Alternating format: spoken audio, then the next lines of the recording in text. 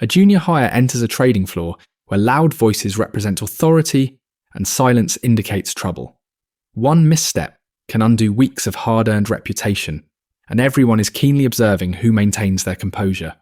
The system encourages quick risk-taking, rewarding winners with the label of being inherently smarter.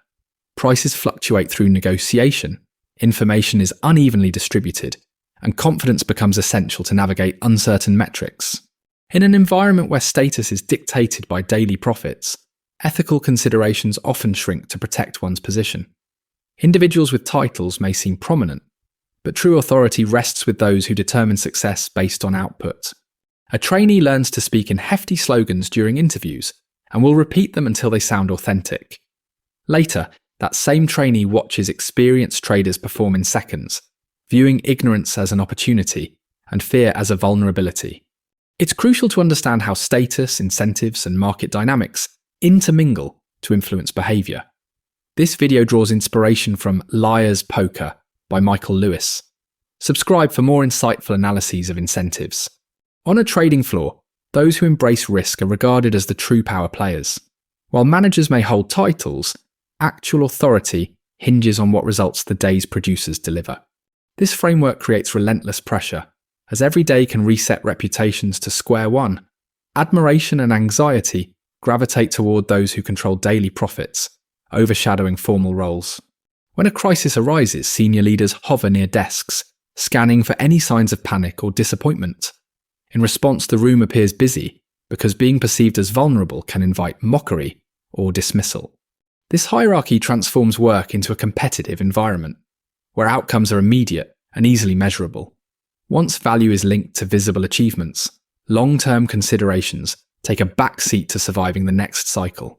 A pivotal question to ask is who bears the losses when a trade goes wrong, and who earns credit for success. Recognizing this structure early on clarifies why individuals protect their egos, conceal emotions, and seek validation. Recruitment trains individuals to project confidence before fully grasping the requirements of the work. Questions often reward polished responses, leading to ignorance being cloaked in rehearsed language and demeanour. A fundamental principle is to never confess simple motives, as status relies on presenting oneself as principled and enthusiastic. When someone admits their objective is profit, the typical response is moral chastisement within a profit-driven environment. The accepted narrative emphasizes challenges and excitement rather than personal benefits or practical necessities. Repeating this narrative can make it feel routine, pushing the original motives out of focus. This institutional dishonesty matters because it infiltrates interviews, daily decisions, and interpersonal relationships. Once motives are obscured, uncertainty also gets concealed, leading to increased risk and distrust. One effective approach is to clarify incentives by naming them clearly and distinguishing between noble ideals and what truly drives decision-making. Another vital step is to recognize when you're giving scripted responses and instead express your desires plainly. In bond trading, prices aren't always posted, making value accessible through negotiation and persuasive communication. The process involves a bid-ask spread, where a trader purchases low on one side and sells at a higher price on the other. Although the differences may seem trivial, their impact compounds significantly when dealing with large volumes. Because customers often lack knowledge of prices, traders can operate like toll collectors, profiting from the gap in information. Speed offers a competitive advantage, as the optimal trading moment may only last a split second before conditions change. This environment pressures conversations into tactical exchanges, where traders read hesitations and leverage uncertainty in real time. The dynamics resemble a bluffing game, where interpreting facial cues is crucial, rewarding those who display confidence under pressure. A common takeaway is that someone always pays for another's superior knowledge, focus, or boldness in the market. A proactive strategy is to treat every quote as negotiable and understand how both sides can derive benefits. If you find value in understanding how incentives influence markets, consider subscribing to deepen this mental framework with me. A shift in policy allowed interest rates to fluctuate more freely, leading to significant swings in bond prices. When rates rise, bond values typically decrease, creating new opportunities for traders to capitalize on volatility. This atmosphere rewards dealers who can quickly adjust their inventories, as the same bond can change in worth almost instantly. The environment also attracts participants who approach bonds like speculative bets, increasing trading volumes and reinforcing the cycle. An unexpected announcement on a Saturday can completely alter market assumptions, prompting traders to adapt before the next market open. Traders closely monitor how changes in rates directly affect profits or losses, with little time for reflection on their decisions.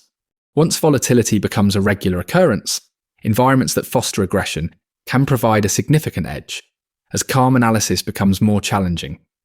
Bold decisions can often be misread as insights since rapid signals of certainty spread faster than thoughtful explanations. A more effective strategy involves understanding the correlation between rates and prices, then evaluating how volatility redefines genuine risk.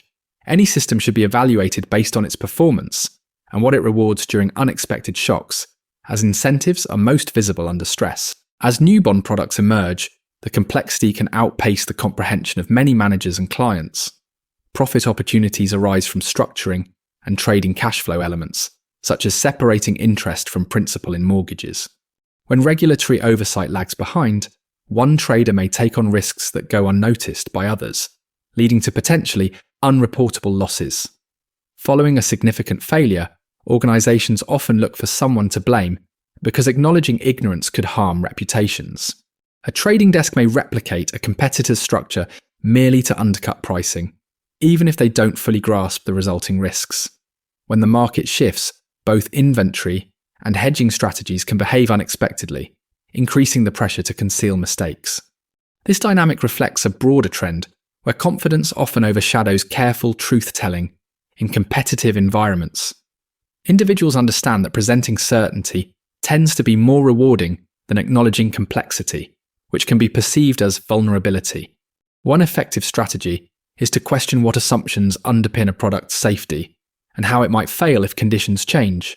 Additionally, it is crucial to establish clear boundaries and mutual understanding before scaling, as even minor mistakes can escalate quickly. The essential insight here isn't just finance-specific, it's about how incentives shape behaviour under pressure. When success is measured daily, individuals may prioritize maintaining appearances even when the underlying reality feels uncertain. A risk-oriented hierarchy allows producers to take the lead, with managers aligning their efforts around the primary source of profit. A structured way of communicating can conceal motives, and repetitive messaging can turn polished falsehoods into routine behaviour. Understanding spreads and timing clarifies why small advantages are significant, and how ignorance can benefit someone else. Recognizing volatility and complexity together sheds light on how insiders thrive while outsiders remain perplexed.